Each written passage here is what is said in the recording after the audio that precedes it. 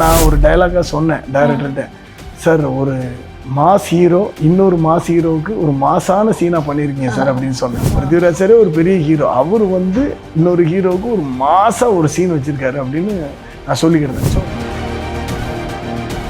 நீங்கள் ரசித்த சீனை வந்து எனக்கு கிடைக்கிறதுக்கு முழுக்க காரணமாக இருந்தது அஜித் சாரும் கௌதம் சாரும். நான் இது வந்து அப்போ சொல்லுவேன். இதே மாதிரி ஜில்லா படத்தில் பார்த்தீங்கன்னா விஜயன் தான் முழுக்க காரணம், நேசன் டைரக்டர் தான் காரணம். Hi hello welcome guys, welcome to Sun Music shorts. இன்னைக்கு நம்மளோட த ஓஜி ஸ்டண்ட் மாஸ்டர் சன் சில்வா சார் இருக்காரு for Empuraan. Hi sir, welcome to the show. எப்படி இருக்கீங்க? நல்லா இருக்கு மேம். ஓகே, ஸோ நான் உங்ககிட்ட கேட்கணும்னு நினச்சது சார், ஸோ தமிழ் படம்னாலே சண்டை காட்சிகள் தான். எல்லா ஸ்டண்ட் மாஸ்டருக்குமே ஒரு ஸ்டைல் இருக்கு, ஏன்னா உங்களுக்குன்னு ஒரு ஸ்டைல் இருக்கு.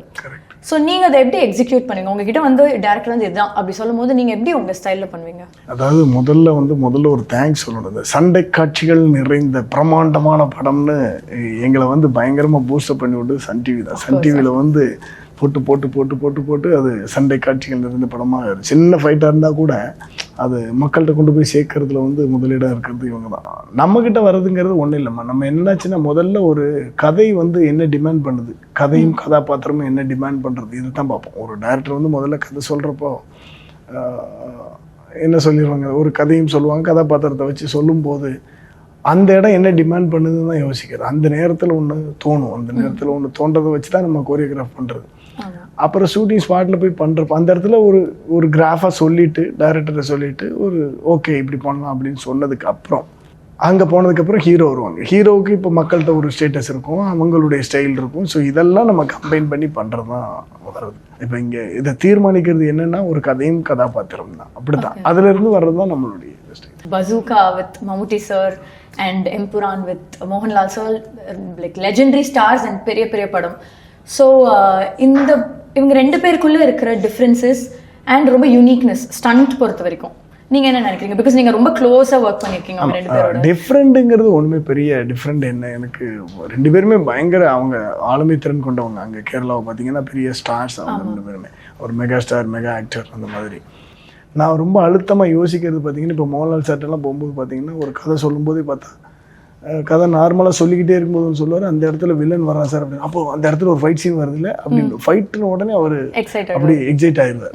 ஸோ இப்போது மம்முட்டி சாரும் அப்படித்தான். அந்த ஃபைட் சீக்வன்ஸ் ஆகட்டும், அவர் ஒவ்வொரு படத்துக்கும் ஒவ்வொரு கட்டி. இப்போல்லாம் பார்த்தீங்கன்னா அந்த பிரம்மயுகம் அதெல்லாம் பார்த்தீங்கன்னா ஷைலாக் நம்ம நிறைய படம் ஒர்க் பண்ணும்போது ஒவ்வொரு படத்துக்கும் அவர் போடுற அந்த கெட்டப் மெனக்கிறது.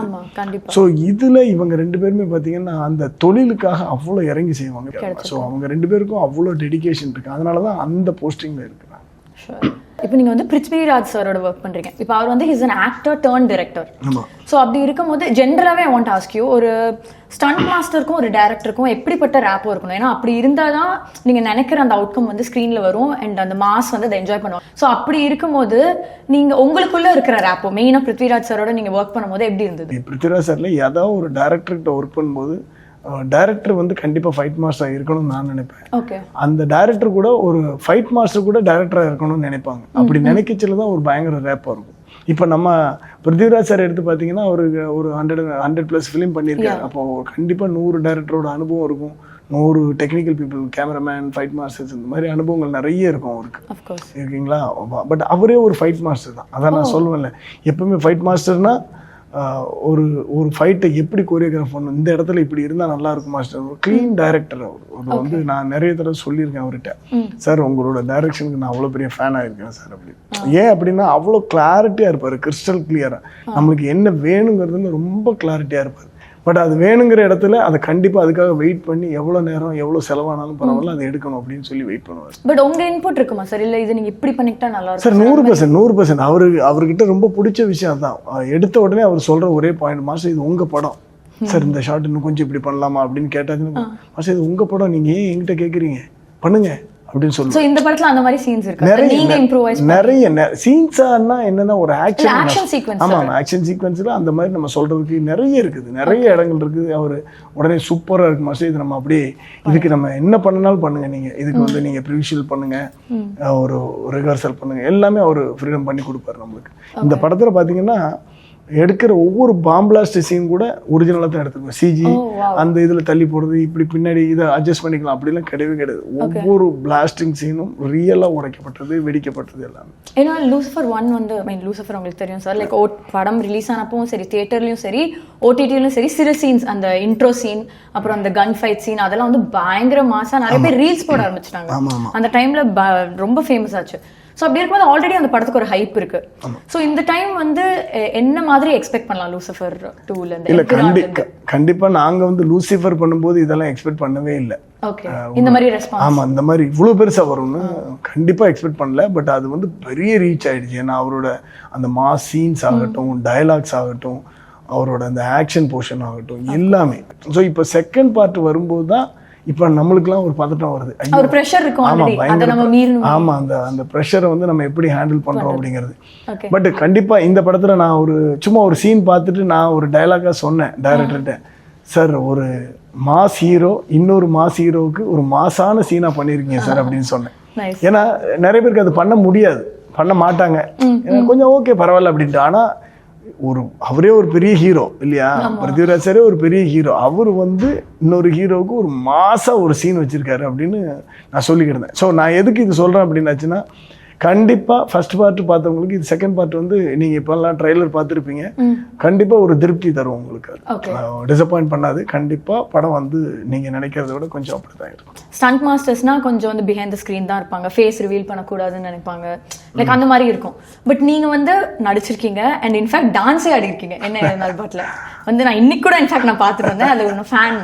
ஸோ அப்படி இருக்கும்போது ஸ்டண்டா எல்லாம் ஆக்டிங்கா, ஒரு குவிக் சாய்ஸ்? இல்லைம்மா, நம்மளோடது பேசிக்காக வந்து ஏன்னா ஸ்டண்ட்டுங்கிறது தான் மெயின். ஸ்டண்ட் நடிகர் தான் நான், ஸ்டண்ட் நடிகர் தான். நீங்கள் நல்லா தெரிஞ்சுக்கணும், ஸ்டண்ட் நடிகர் அப்படின்னா என்னென்னா ஸ்க்ரீனில் ஸ்டண்ட் போட்டு நடிக்கிறவங்க.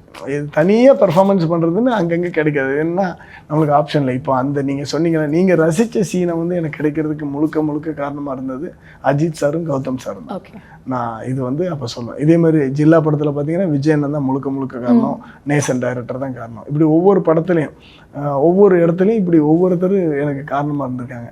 என்னென்னா நம்ம சொல்லி கொடுப்போம்ல, ஒரு ஃபைட்டோ ஒரு ஒரு ஒரு ஒரு மாசம் ஒரு செஞ்சு காட்டுறது, இந்த காட்டும் போது அவங்க அப்படியே பார்த்துட்டு, இந்த சில இடத்துல பெண் எழுதுறேன்னா பக்கத்தில் பெண் எழுதி வாங்கிடுவாங்க, அந்த மாதிரி சப்ஸ்டியூட்டாக வந்ததாக தான் இருக்குமா நிறைய. ஏன்னா நம்ம அசிஸ்டண்டாக இருந்தப்போ நிறைய படங்களில் ஒர்க் பண்ணுவோம். ஏன்னா அசிஸ்டண்டாக இருக்கும்போது முன்னாடி நம்ம தான் நிற்போம், முதல்ல செஞ்சு காட்டுறது, மாஸ்டர் கூட கோஆர்டினேட் பண்ணுறது, எல்லாத்துலேயும் நம்ம தான் நிற்போம்.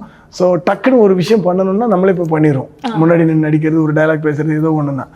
ஸோ இதில் கிடைச்ச தைரியம் தான். இப்போ பார்த்தீங்கன்னா மாஸ்டர் ஆனதுக்கப்புறம் நம்ம செஞ்சு காட்டுவோம்ல, செஞ்சு காட்டுறப்போ பார்த்தீங்கன்னா நம்ம செஞ்சு காட்டிடுவோம். மாஸ்டர் நீங்கள் பண்ண மாதிரி இல்லையா அவங்க பண்ணுறது, நீங்களே பண்ணிடுங்க மாஸ்டர். அதுதான் பார்த்தீங்களா சப்ஸ்டிடியூட், டக்குன்னு வந்துடும். அது உங்களுக்கு பிடிச்சிருக்கா? எனக்கு பிடிச்சிருக்கு. நம்ம பிடிச்சி தானே பண்றது, ரசிச்சு பண்றதுனால தானே அது தெரியுது ஆன் ஸ்கிரீன். அதனால தான் கேக்குறேன், உங்களுக்கு ஆக்டிங்ல ஏதாவது ஒரு? இல்லம்மா, கண்டிப்பா அதை நேசிச்சு பண்றது. அந்த நேசிப்பு இல்லைன்னா கிடையாது, கண்டிப்பா நேசிச்சு பண்றது. எது வந்தாலும் அதை பண்ணிடணுங்க தானம்மா. நம்மளோட வேலை அதுதான். நம்ம கிடைக்கிற வேலையை வந்து அப்படி நேசிச்சிடணும். அது அதுல ஃபுல்லா அதனுடைய எக்ஸ்ட்ரீம் என்னோட குருநாதர் பீட்டர் எப்பவுமே சொல்லுவார், நீ எப்பவுமே ஒரு வேலை செஞ்சேன்னா அதனுடைய எக்ஸ்ட்ரீம் லெவலை தொட்டுரு, அடுத்த இன்னொருத்தங்க தொடர்றதுக்கு அந்த இடம் இருக்கக்கூடாது, அந்த லெவல் நீ எக்ஸ்ட்ரீம் தொட்டணும் அப்படின்னு சொல்லுவாங்க. அது அதனுடைய மீனிங் என்ன அப்படின்னாச்சுன்னா, உனக்கு கிடைச்ச அந்த சந்தர்ப்பத்தையும் உன்னுடைய வேலையும் முழு திருப்தியாக பண்ணி முடிச்சிரு, அப்புறம் அந்த வேலை உனக்கு செஞ்சு கொடுக்கணும். அப்படி செஞ்சதுனால தான் இது வருது நீங்கள் சொல்கிறதெல்லாம். இல்லை, எனக்கு வந்து ஞாபகம் இருக்குது, அதனால நான் ஸ்பெசிஃபிக்காக அது கேட்குறேன். இல்லை கரெக்ட், நம்மளுக்கும் டான்ஸுக்கு என்ன சம்மந்தம் இருக்குது திடீர்னு? பட் உங்களுக்கு ரொம்ப ஆக்டாக இருந்தது அந்த பாட்டில் இல்லை? இல்லம்மா, திடீர்னு வந்து சதீஷ் மாஸ்டரும் கௌதம் சாரும், மாஸ்டர் ஒரு சின்னதாக ஒரு டான்ஸ் பண்ணுங்க, என்ன பண்ணுங்க அப்படின்னா என்ன பண்ணுறதுன்னு தெரியல, திடீர்னு அப்படி ஆனதான் அது. இப்போ ஜென்ரலாகவே சார் தமிழ் ஆடியன்ஸ் வந்து ரொம்ப எக்ஸ்போஷர் ஜாஸ்தி ஆயிடுச்சு, எல்லாமே தெரிஞ்சிருக்கு. லைக் இப்போ ஒரு படம் பார்க்கும் போதே வந்து அவங்க வந்து கம்பேர் பண்ணுறாங்க ஏஜ், ரஜினி சாரா மோகன்லால் சாரா, இவங்க எப்படி இந்த ஸ்டண்ட் பண்ணியிருக்க முடியும், இவங்க ஒருவேளை டூப்பாக இருக்குமோ, அந்த மாதிரி இதெல்லாம் யோசிக்க ஆரம்பிக்கிறாங்க. டு பி வெரி ஆனஸ்ட், இது வந்து நிஜமாவே இவங்க தான் பண்ணியிருக்காங்களா அப்படிலாம் யோசிக்கிறாங்க. இதை பற்றி உங்களோட கமெண்ட் என்ன சார்? ஒன்றும் இல்லைம்மா, அது யோசிக்கிறது ஒன்றும் இல்லைமே, அவங்க தான் ஹீரோங்கச்சில் அவங்க தான் பண்ண. இப்போ நம்ம என்ன எதுக்கு அதை போய் யோசிச்சுக்கிட்டு இருக்கணும்? அப்போ உங்களுக்கு அந்த ஃபைட்டு கொரியோகிராஃப் சரியில்லாமல் தான் இருக்கிறதுனால அதை யோசிக்கிறீங்கன்னு தோணுது எனக்கு. இப்போது அந்த கதைக்கு அந்த கதாபாத்திரத்துக்கு ஆப்டாக நம்ம கம்போஸ் பண்ணிட்டோம்னா அதை பற்றி யோசிக்கவே மாட்டாங்க இல்லைங்களா? இப்போ ரெண்டாவது தாட்டு போகுது, இது வந்து டூப் பண்ணியிருக்காங்களா அப்படின்னா நம்ம அந்த யோசிக்கிறதுக்கான நேரத்தை கொடுக்குறோம், யோசிக்கிறதுக்கான ஒரு செயல்பாடை நம்ம கொடுத்துருக்கோம்னு அர்த்தம். இல்லை, நான் என்ன கேட்குறேன்னா சார், முன்னாடிலாம் ரஜினிகாந்த் சார், கமல் சார், அதெல்லாம் வந்து அவங்க வந்து என்ன பண்ணாலுமே லைக் கடவுளாம் ரசிப்பாங்க பார்ப்பாங்க. ஸோ அந்த ஒரு ஃபீலிங்கே இருக்காது. அது ரியலா இல்லைனாலும் அது ரசிப்பாங்க. பட் இப்ப நீங்க சொல்ற மாதிரி நிறைய டெக்னிக்காலிட்டிஸ் வந்துருச்சு, நிறைய வந்தனால இது ஒருவேளை அவங்க தான் பண்ணிருப்பாங்களோ அந்த சேலஞ்சிங்கா இருக்கா? அது கண்டிப்பா சேலஞ்ச். அது வந்து அதுக்கு காரணமே என்ன அப்படின்னா, நிறைய இந்த சோசியல் மீடியாஸ் வந்துருச்சு, நிறைய ஃபில்ம் மேக்கிங்ஸ் வந்து லைவாவே பாக்குறாங்க. இப்போ முன்னாடி அந்த ஆப்ஷன்லாம் கிடையாது. மக்கள் பாக்குறதுக்கு இப்போ ஒரு ஜம்ப் பண்ணா ஐயோ எவ்வளோ ரிஸ்க் எடுத்து பண்ணியிருக்காங்க அப்படின்லாம் சொல்லி இப்போலாம் ரோப் பண்ணியிருக்காங்க, இது பண்ணியிருக்காங்க அப்படின்னு அவங்களுக்கே தெரியுது. நிறைய நாலேஜ், உலக நாலேஜ் சொல்றது. இப்போ முன்னாடிலாம் பார்த்தீங்கன்னா நம்ம தெரு, நம்ம ஊர், நம்ம ஏரியா தான் தெரிஞ்சிருக்கும். இப்போ உலக லெவலில் அவங்களுக்கு நாலேஜ் வந்துடுறதுனால அதை பற்றி யோசிக்கிறாங்க. வேற ஒன்று. ஓகே சார், நீங்கள் இப்போ நிறைய ஸ்க்ரீனில் வந்தனால நான் கேட்குறேன் சார், உங்களை பார்த்து யாராவது வந்து இன்டிமிடேட் ஆயிருக்காங்களா? ஓ சிவரா அப்படி சொல்லி பயந்துருக்காங்களா? அதை வந்து நான் ஒரு வின்னா தான் பார்க்குறேன். ஐ அம் ஆஸ்கிங் யூ. அது உங்களுக்கு ஆமாம்மா, இப்போ வரும்போதே நீங்களே கொஞ்சம் அப்படி பதட்டமாக பின்னாடி போனதை பார்த்தேன். பார்க்கச்சல அப்படி பார்ப்பாங்க, அப்புறமா பழகினதுக்கப்புறம். இல்லை அதுதான் சொல்கிறேன், நீங்கள் பேச ஆரம்பிச்சோடனே இவர் தானா அப்படின்னு எனக்கு வந்து தோணுச்சு. ஸோ அந்த மாதிரி உங்களுக்கு இல்லைம்மா, வேலை அந்த மாதிரி வேலை, இன்னொன்று முடி அந்த மாதிரி இருக்குது, அதனால வச்சுக்கிட்டோம். இப்போ கல்லுகார் இருக்குது அதனால வச்சுக்கிட்டோம். மற்றபடி ஒன்றும் கிடையாது. மற்றவங்க என்ன சரி, மற்றவங்களுக்காக நம்ம டக்குன்னு மாற்ற முடியாதுல்ல, பட் பழகுனா தெரிஞ்சிடும் அவங்களுக்கு எல்லாத்துக்குமே ஈஸியாக. Okay sir, and one last question sir, which I wanted to ask you.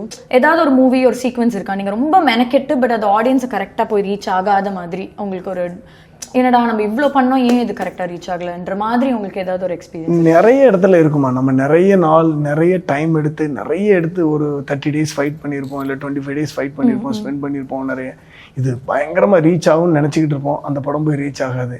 Sometimes ஒரே நாளில் ஒரு ஃபைட் பண்ணியிருப்போம், டக்குன்னு போய் ரீச் ஆகி என்ன ஃபைட் பண்ணியிருக்கீங்க, என்ன ஃபைட் பண்ணேன் அப்படின்னு நம்மளுக்கே ஒரு பட் அந்த இதை நீங்க எப்படி sir எடுத்துப்பீங்க? how will you overcome it? இல்ல அதுதான் நம்ம சொல்றோம், நம்ம செய்யற வேலையை செஞ்சுக்கிட்டே இருப்போம், அது ஏதோ ஒன்று பண்ணிக்கிட்டே இருக்கும். பட் அதான் நான் சொல்றேன், இப்போ எனக்கு ரொம்ப ஷார்ட் பீரியட்ல எடுத்தது பார்த்தீங்கன்னா தனுஷ் சார் கூட வந்து நான் வந்து வேற ஏதோ ஷூட் பண்ணிக்கிட்டு இருந்தோம் ஹைதராபாத்ல. பெரிய படங்கள்ல ஒன்று பண்ணிக்கிட்டு இருந்தோம். ரொம்ப நாள் டைம் போய்கிட்டு இருந்துச்சு. இங்கே பார்த்தீங்கன்னா மாதம் ஒரு நைட் மட்டும் வந்துட்டு போங்க அப்படின்னாங்க. இப்போ சாயங்காலம் அங்கேருந்து ஃப்ளைட்டு பிடிச்சி இங்கே வந்தோம். ஃப்ளைட் பிடிச்சி வந்து 10 o'clock ஸ்டார்ட் பண்ணோம். நைட்டு 2 o'clock அந்த படத்தை ஃபைட்டை முடித்தோம். 3ன்னு ஒரு படம் 3 அந்த படத்தில் ஒரு ஃபைட்டு முடிச்சுட்டு அதுக்கப்புறம் போயிட்டு நான் மார்னிங் அங்கே போயிட்டேன், வேறு ஷூட்டிங் போயிட்டேன். ஆக்சுவலி இந்த ஃபைட்டு ஒரு சின்ன ஃபைட்டு தான், ஆனால் அந்த சின்ன ஃபைட்டு பயங்கர இம்பாக்ட் ஏற்படுத்தி விட்டுச்சு. இங்கே எல்லாருமே கேட்டாங்க 3 படத்தில் பயங்கரமாக பண்ணியிருந்தீங்க. நம்மளுக்கே தெரியாது, நிஜமாவே எல்லாமே மிராக்கிள்ஸ் தானே. அந்த டைமில் அக்செப்ட் பண்ணிக்குவோம், அவ்வளோதான். But then super பேசுனீங்க sir. I had a very good time talking to you and big things coming your way, big movies.